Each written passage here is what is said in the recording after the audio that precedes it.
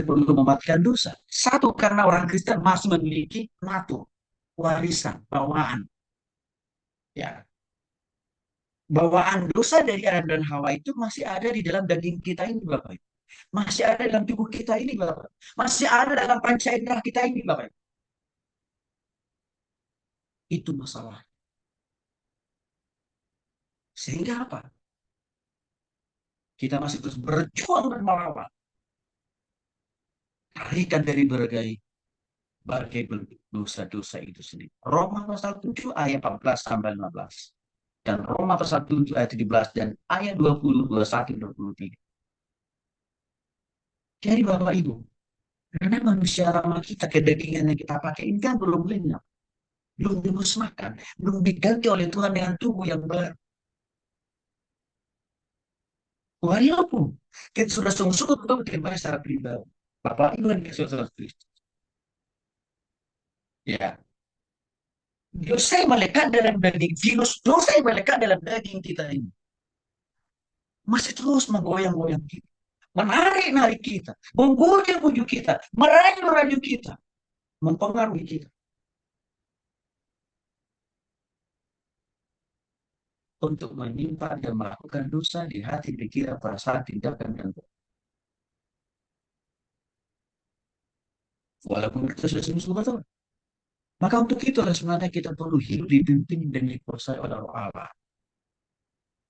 Supaya daging kita yang masih di bawah pengaruh virus dosa bawaan itu tidak menarik-narik kita dalam berbuat dosa. Perlu kita hidup dipimpin dan dikuasai oleh roh Allah.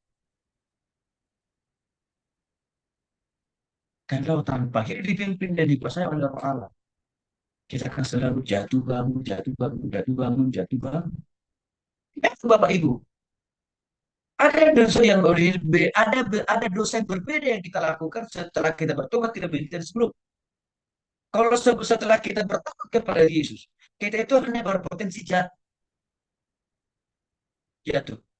Tapi tidak lama kemudian kita dikoreksi oleh Roh Kudus, diingatkan oleh Roh Kudus. Untuk apa? Kata Roh Kudus di hadapan dan kita kembali ke Roh Kudus menguasai.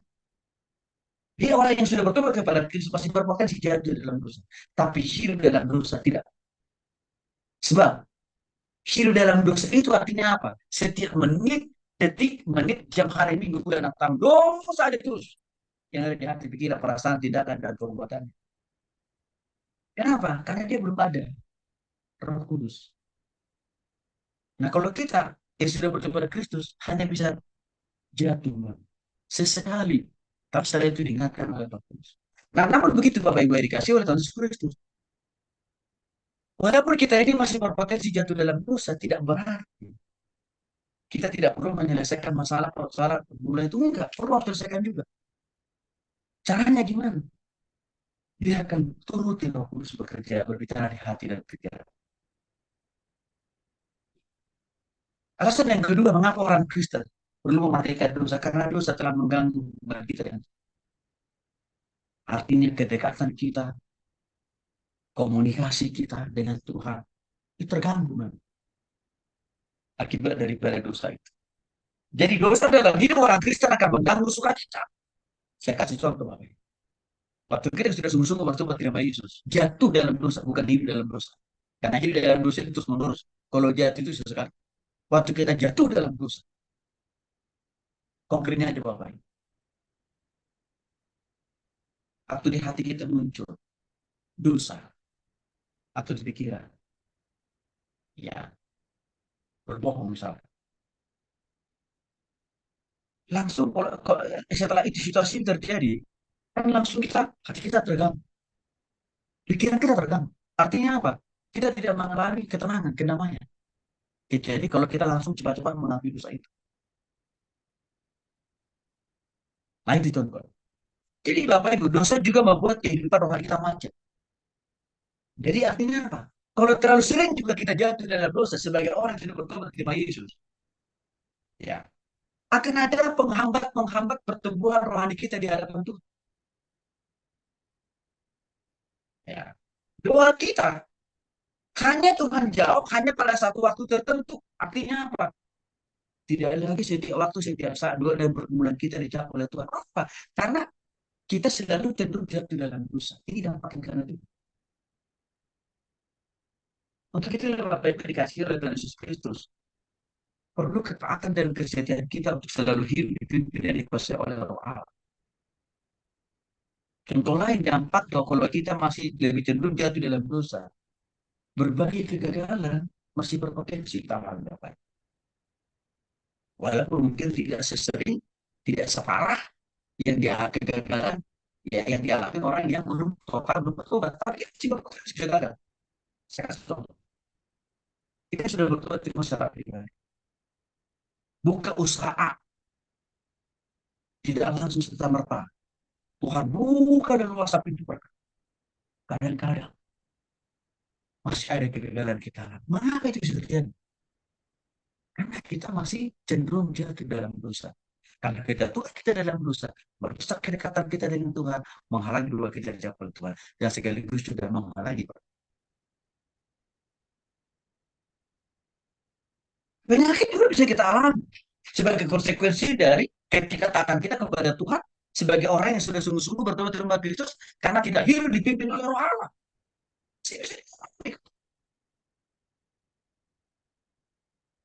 Itu yang dialami oleh Ayub. Ayub pasal 1 mengatakan sampai 3 Ayub itu taat akan Tuhan, menjauhi dosa.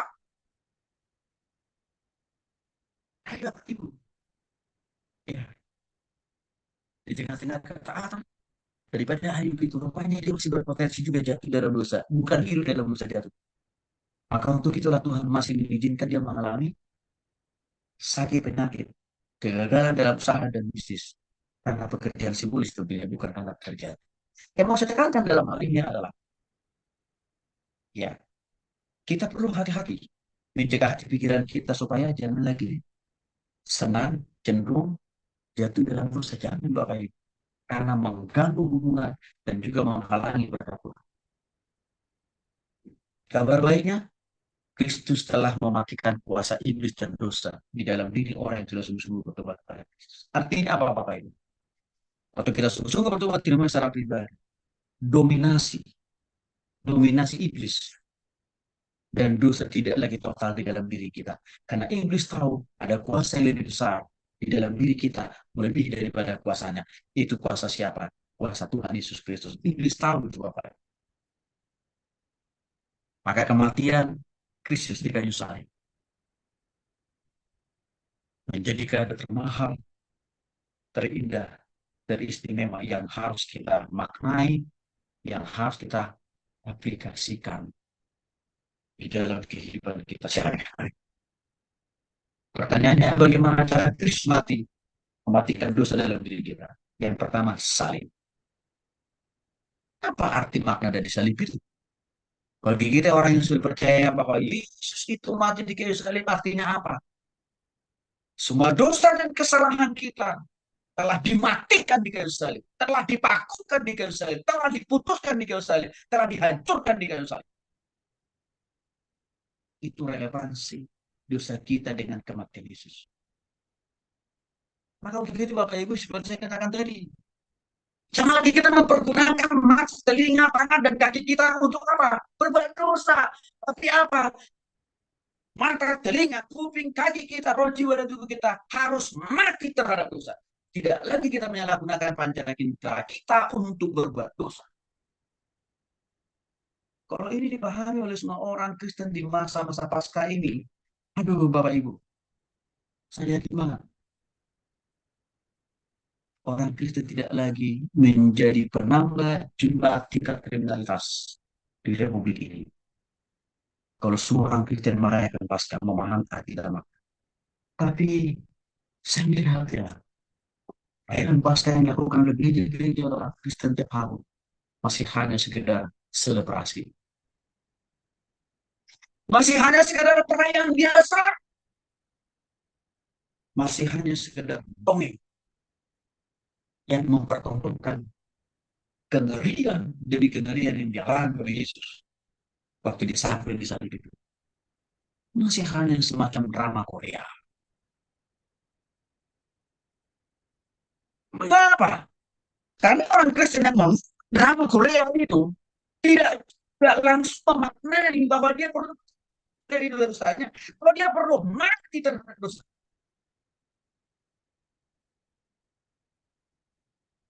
Ini sama di saya, sangat di saya. Maka Bapak Ibu tolong gunakan momentum perayaan Paskah ini. Kalau kita jangan biasa-biasa. Jangan biasa-biasa. Kemarin Pak Doni undang saya melayani di gerejanya. Saya bilang ke Pak Doni, saya tahu Bapak sudah sering menantang jemaat di sini untuk sungguh-sungguh bertobat ke Yesus, tapi saya harus tantang lagi mereka kembali untuk terhadap dosa dan hidup terhadap kebenaran. Jangan khotbah kita hanya sekedar konfirmasi biasa, berita biasa, cerita biasa. Jangan Bapak Ibu. Orang Kristen hafal dan tahu Yesus mati di kayu salib. Orang Kristen semuanya. Untuk apa? Apa makna Yesus digantung di kayu salib? Tidak serta-merta semua orang Kristen paham arti dan maknanya dan mengalami ras dampak untuk hidup. Enggak. Sekali lagi Bapak Ibu dikasih oleh Kristus. Setelah saya ikuti ocehan-ocehan dari orang-orang Kristen yang murtad, sudah saya sebut dari namanya. Donald Trump, Jesslyn, kok mereka banyak mengejek tentang Yesus mati di kayu salib. Kesimpulan saya adalah kemurtatan dari mereka-mereka itu tidak lebih tidak kurang.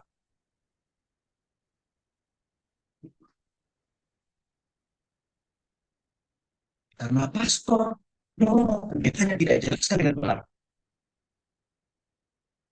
Mengapa untuk apa? Yesus mana buat dia? Apa respon yang harus dibuka? Itu kesimpulan saya. Sehingga akhirnya mereka murtad. Jangan sampai Bapak Ibu, jemaat yang kita layani itu justru membuat mereka murtad. Tapi harus bertobat Bapak Ibu. Harus. Tadi saya bilang tadi, itu mereka hina dan mereka ledek Bapak Ibu. Dan saya tidak serta-merta langsung mempersalahkan mereka 100% dari mereka salah. Tapi saya langsung menarik diri saya. Aduh, ini ada kontribusi para pendeta. Ini ada kontribusi para hamba Tuhan. Maka tolong Bapak Ibu. Ya kita jelaskan untuk apa Yesus mati di Yerusalem. Dan apa yang harus kita perbuat setelah Yesus mati untuk kita. Tidak lain tidak bukan terus musuh. Menyerahkan hidup kepada kita kepada Tuhan. Kalau ini kita tidak jelaskan kepada jemaat kita lain, akan makin bertambah orang yang tahukah Bapak Ibu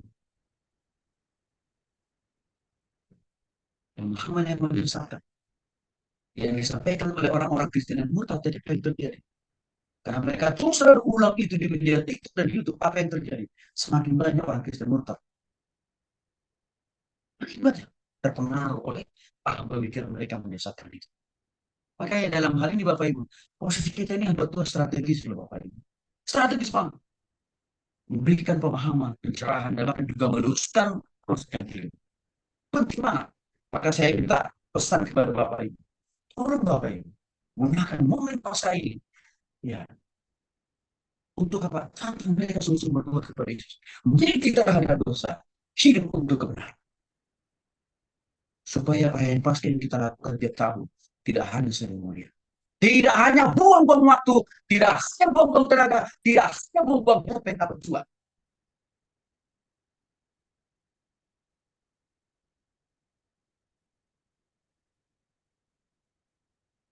Bapak Ibu dikasih oleh Kristus,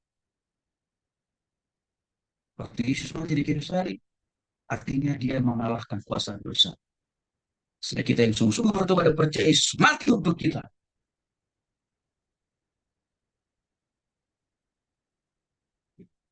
Maka kita tidak lagi dikuasai, diperbudak, dijajah oleh iblis dan dosa.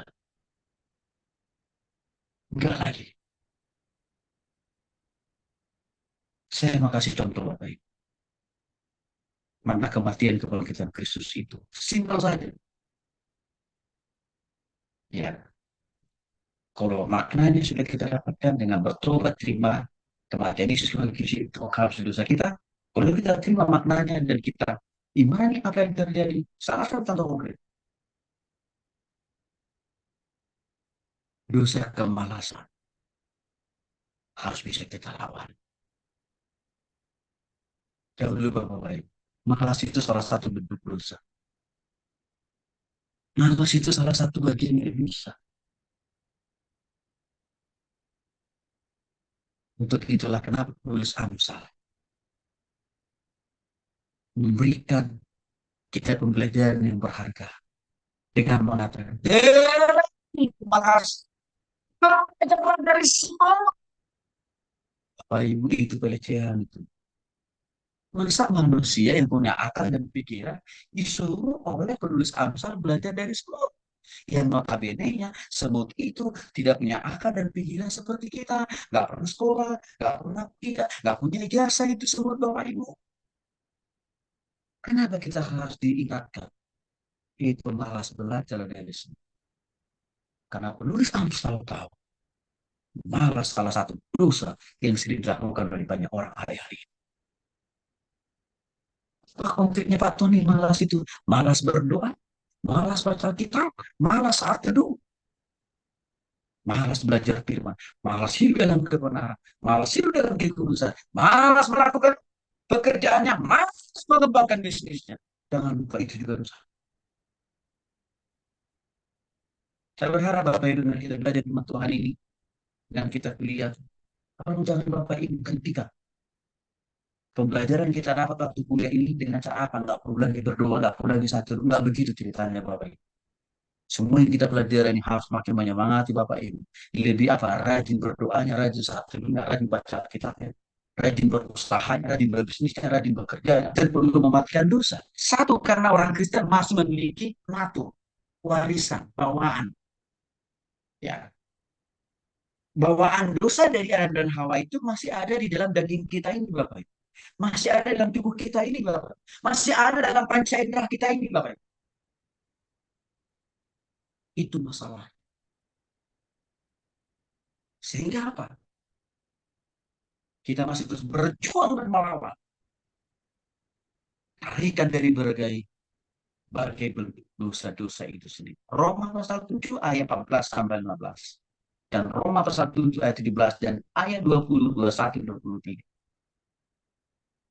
Jadi Bapak Ibu, karena manusia lama kita, kedagingan yang kita pakai ini kan belum lenyap, belum dimusnahkan, belum diganti oleh Tuhan dengan tubuh yang baru. Walaupun kita sudah sungguh-sungguh betul terima secara pribadi. Bapak Ibu yang Yesus Kristus.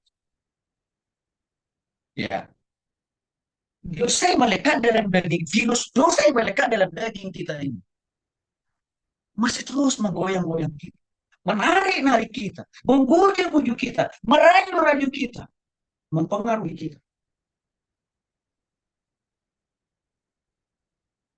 untuk menyimpan dan melakukan dosa di hati, pikiran, perasaan, tindakan, dan walaupun kita sudah sembuh betul. Maka untuk itulah sebenarnya kita perlu hidup dipimpin dan dikuasai oleh roh Allah. Supaya daging kita yang masih di bawah pengaruh virus dosa bawaan itu tidak menarik-narik kita dalam berbuat dosa. Perlu kita hidup dipimpin dan dikuasai oleh roh Allah. Kalau tanpa hidup dipimpin dan dikuasai oleh roh Allah, kita akan selalu jatuh bangun, jatuh bangun, jatuh bangun, jatuh bangun. Ya, Bapak Ibu, ada dosa yang berbeda, ada dosa yang berbeda yang kita lakukan setelah kita bertobat tidak begitu sebelum. Kalau setelah kita bertobat kepada Yesus, kita itu hanya berpotensi jatuh. Tapi tidak lama kemudian kita dikoreksi oleh Roh Kudus, diingatkan oleh Roh Kudus. Untuk apa? Kata Roh Kudus di hadapan. dan kembali ke Roh Kudus menguasai. Dia orang yang sudah bertobat kepada Kristus pasti berpotensi jatuh dalam dosa. Tapi hidup dalam dosa tidak. Sebab hidup dalam dosa itu artinya apa? Setiap menit, detik, menit, jam, hari, minggu, bulan, tahun, dosa ada terus. Yang ada di hati, pikiran, perasaan, tindakan, dan perbuatan. Kenapa? Karena dia belum ada Roh Kudus. Nah, kalau kita yang sudah bertobat pada Kristus hanya bisa jatuh, Bang. Sesekali. Tapi setelah itu diingatkan oleh Roh Kudus. Nah, namun begitu Bapak Ibu yang dikasih oleh Tuhan Yesus Kristus. Walaupun kita ini masih berpotensi jatuh dalam dosa, tidak berarti kita tidak perlu menyelesaikan masalah pergumulan itu. Enggak, perlu selesaikan juga. Caranya gimana? Biarkan turuti Roh Kudus bekerja, berbicara di hati dan pikiran. Alasan yang kedua, mengapa orang Kristen perlu mematikan dosa? Karena dosa telah mengganggu hubungan kita. Artinya kedekatan kita, komunikasi kita dengan Tuhan, itu terganggu, man, akibat daripada dosa itu. Jadi dosa dalam hidup orang Kristen akan mengganggu sukacita. Saya kasih contoh, Bapak. Waktu kita sudah sungguh-sungguh waktu menerima Yesus, jatuh dalam dosa, bukan hidup dalam dosa. Karena hidup dalam dosa itu terus menerus. Kalau jatuh itu sesekali. Waktu kita jatuh dalam dosa, konkretnya aja Bapak. Waktu di hati kita muncul dosa, atau di pikiran, ya berbohong misalnya. Langsung setelah itu situasi terjadi, kan langsung hati kita terganggu, pikiran kita terganggu. Artinya apa? Kita tidak mengalami ketenangan, kedamaian. Jadi kalau kita langsung cepat-cepat mengakui dosa itu. Nah itu contoh. Jadi Bapak Ibu, dosa juga membuat kehidupan rohani kita macet. Jadi artinya apa? Kalau terlalu sering juga kita jatuh dalam dosa sebagai orang yang sudah bertobat terima Yesus, ya akan ada penghambat pertumbuhan rohani kita di hadapan Tuhan. Ya. Doa kita hanya Tuhan jawab hanya pada satu waktu tertentu. Artinya apa? Tidak ada lagi setiap waktu, setiap saat doa dan pergumulan kita dijawab oleh Tuhan. Apa? Karena kita selalu cenderung jatuh dalam dosa. Ini dampaknya karena itu. Untuk itu Bapak Ibu dikasih oleh Tuhan Yesus Kristus. Perlu ketaatan dan kesetiaan kita untuk selalu hidup dipimpin dan dikuasai oleh Roh Allah. Contoh lain dampak kalau kita masih lebih cenderung jatuh dalam dosa, berbagai kegagalan masih berpotensi tangan Bapak. Walaupun mungkin tidak sesering, tidak separah yang dia kegagalan, ya yang dialami orang yang belum total belum bertobat, tapi masih berpotensi gagal. Saya kasih contoh. Kita sudah bertobat di masyarakat pribadi. Buka usaha tidak langsung serta merta. Tuhan buka dan luas pintu berkat. Kadang-kadang masih ada kegagalan kita. Mengapa itu bisa terjadi? Karena kita masih cenderung jatuh dalam dosa. Karena kita Tuhan kita dalam dosa, merusak kedekatan kita dengan Tuhan, menghalangi dua kita jawab Tuhan, dan sekaligus juga menghalangi penyakit juga bisa kita alami sebagai konsekuensi dari ketidaktaatan kita kepada Tuhan sebagai orang yang sudah sungguh-sungguh bertobat terima Kristus karena tidak hidup dipimpin oleh Roh Allah.